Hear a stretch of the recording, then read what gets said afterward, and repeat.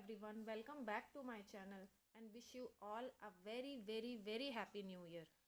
Dhaba style आलू गोभी का स्वाद अगर घर पे चाहिए तो आज की रेसिपी एंड तक ज़रूर देखें। लेकिन उससे पहले अगर आप मेरे चैनल पर नए हैं तो चैनल को सब्सक्राइब करना बिल्कुल ना भूलें। मेरे इस चैनल को सब्सक्राइब करें और बेल आइकन को टैप करें मेरी हर वीडियो सबसे पहले देखने के लिए। ढाबा स्टाइल आलू गोभी बनाने के लिए मैंने यहाँ अदरक, प्याज, लहसुन और हरी मिर्च को थोड़ा सा दरदरा पीसा है। आप देख सकते हैं मैंने ना ही इसका फाइन पेस्ट बनाया है ना ही प्यूरी। इसको थोड़ा सा ऐसे मोटा मोटा करके ही आपको मिक्सी में पीसना है।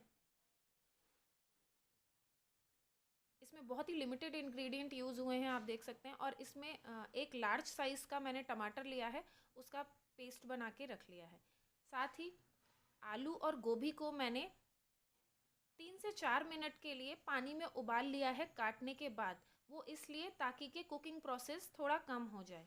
आप चाहें तो कच्चा भी यूज़ कर सकते हैं, उसका भी बहुत अच्छा रिच टेस्ट आता है।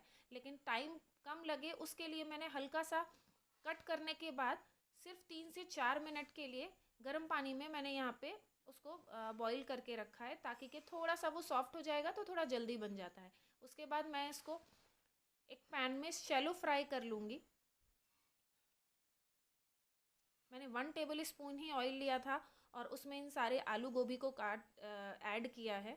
और इसको लगातार चलाते हुए हल्का सा गोल्डन कलर आने तक इनको हम फ्राई करके सेपरेट कर लेंगे। इससे इस तरीके से बनाने से क्या होता है कि नॉर्मल इंग्रेडिएंट वही प्याज टमाटर वही डाल के हम घर में भी आलू गोभी बनाते हैं, लेकिन घर का आलू गोभी अलग बनता है। और हम जब ढाबे या कहीं पे जाते हैं ऐसे, तो वहाँ का आलू गोभी का रंग, शक्ल, स्वाद सब कुछ अलग होता है। तो आज उसी तरीके से ढाबा स्टाइल बनाने की मैंने कोशिश की है यहाँ पे। आई होप आप सभी को ये रेसिपी पसंद आए। एक बार ज़रूर ट्राई करिएगा इसको।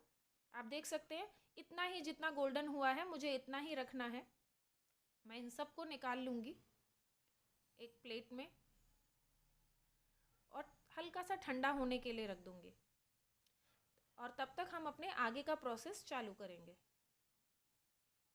आपको बहुत ज़्यादा इन सब्जियों को नहीं फ्राई करना है और बहुत कम तेल में फ्राई करना है। अगर आप कच्चा यूज़ करेंगे तो उसमें तेल थोड़ा ज़्यादा लगता है, इसलिए मैंने इसको हाफ़ बॉईल करके 3 से 4 मिनट के लिए ही पकाया है।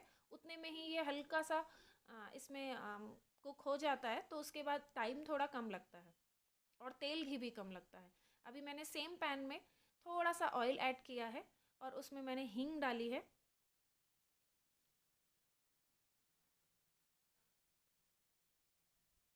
जीरा ऐड किया है, 1/2 टेबल स्पून मैंने जीरा ऐड किया है और 2 चुटकी मैंने हींग ऐड की है।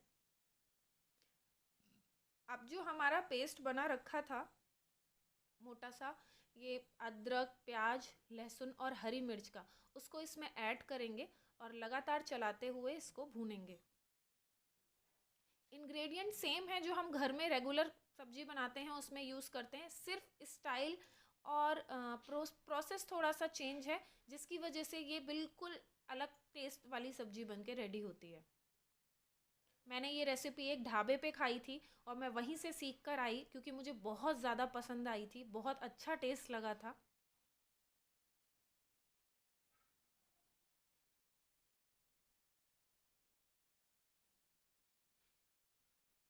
नमक ऐड करेंगे, नमक स्वादानुसार आप ऐड करें, मैं अपने टेस्ट के अकॉर्डिंग ऐड कर रही हूँ। हल्दी पाउडर डालेंगे, 1/2 टी स्पून हल्दी पाउडर है, 1/2 टी स्पून गरम मसाला,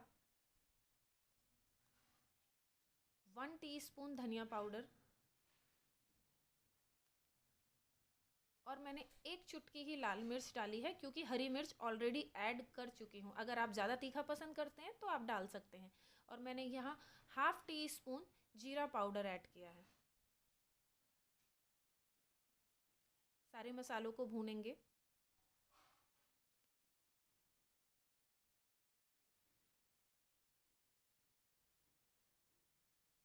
फाइन प्यूरी नहीं बनानी है, मैं एक बार फिर से बोल रही हूँ। इसको इसी तरीके से थोड़ा मोटा मोटा पीसना है, सारी चीज़ों को मिक्स करके। बहुत ही अच्छा टेस्ट आता है इस रेसिपी का। ऐसा लगता ही नहीं है कि ये घर पे बनाई हुई रेसिपी है। हल्का सा मैंने यहाँ 1 टेबल स्पून पानी ऐड किया है ताकि मसाले अच्छे से फ्राई हो जाएं। ज़्यादा ऑयल यूज़ नहीं करेंगे इसमें। अब हम इसको 2 से 3 मिनट के लिए और भुनने देंगे। जब हमारा प्याज लहसुन ये जो मसाला है सारा अच्छे से भुन जाएगा, उसके बाद हम इसमें अपनी टमाटो प्यूरी ऐड करेंगे। 2 मिनट हो चुके हैं, चेक कर लेते हैं। बहुत अच्छी खुशबू आ रही है इस वक्त इसमें, और हमारा मसाला भी लगभग बन के तैयार है। अपनी सारी टमाटो प्यूरी को एक साथ इसमें ऐड कर देंगे।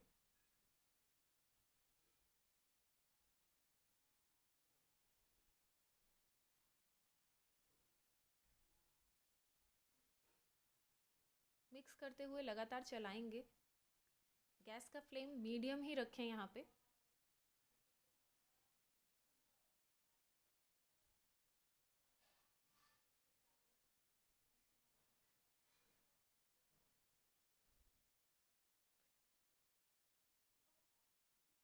तीन से 4 मिनट के लिए सिम गैस पे इसको ढक के बनने देंगे।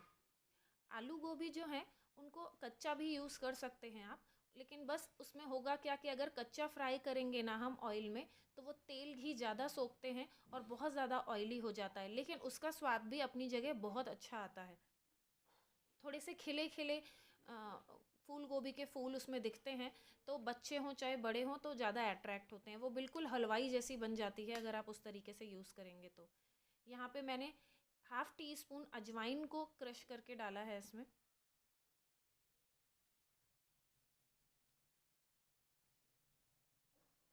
और 1 टीस्पून कस्तूरी मेथी।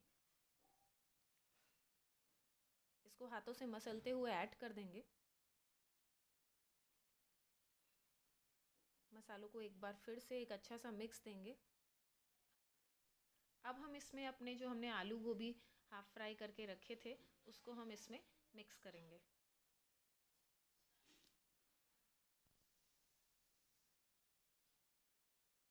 अगर कच्चा यूज़ करेंगे तो इसको 7 से 8 मिनट के लिए आपको मिक्स करने के बाद ढक के बनाना होगा, बट मैंने पहले ही हाफ़ फ्राई करके रखे थे।